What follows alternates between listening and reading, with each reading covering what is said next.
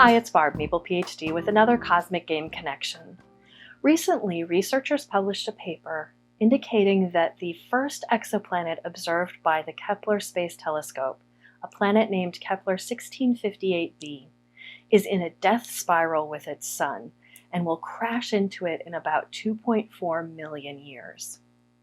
NASA's Kepler Space Telescope was designed to look for exoplanets, and it did this by staring at a particular patch in the sky for years on end.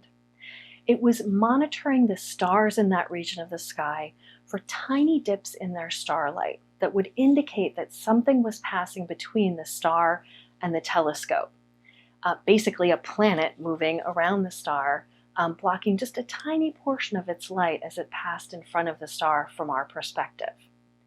And if those dips in the starlight were predictable, that would tell you something was in orbit around that star, probably a planet. These little dips are called transits. Kepler 1658b is what's called a hot Jupiter. This is a Jupiter-ish sized planet, so something fairly large, orbiting very close to its star, which is a lot different than what we see in our solar system. But it's one of the easier types of planets to find, especially using the transit method.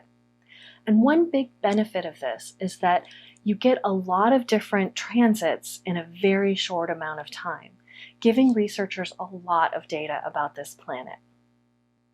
These researchers took all of the data from the Kepler Space Telescope and made them into snapshots of the period of this planet over the lifetime of Kepler.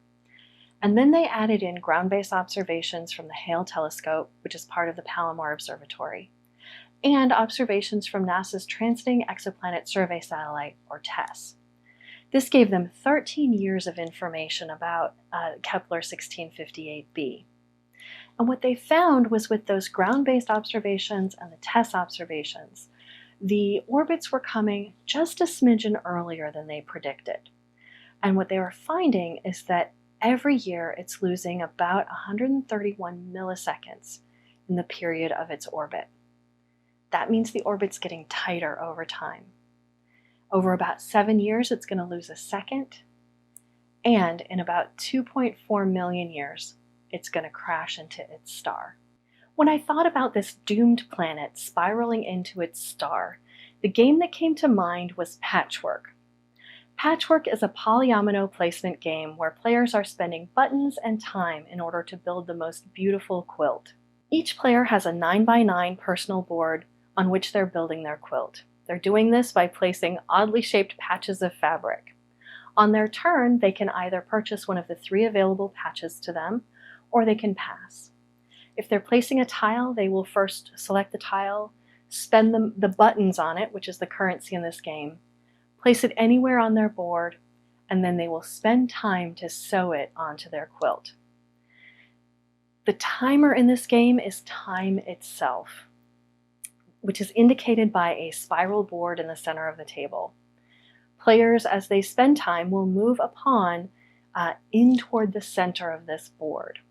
So when they're sewing and spending time, they'll move their pawn the indicated number of spaces. Whoever's furthest back on the time track will take the next turn, even if they've just had a turn. And as they move in, there are spaces on the board where they will get income based on the buttons that they've already sewn on their board. However, once they reach that center space, their time is up, their quilt is as finished as it's going to be, and their game is over. Once both players have reached that center spot, they will tally up how many buttons they have in their supply, subtract 2 for every empty space on their quilt board, and whoever has the most leftover buttons wins the game.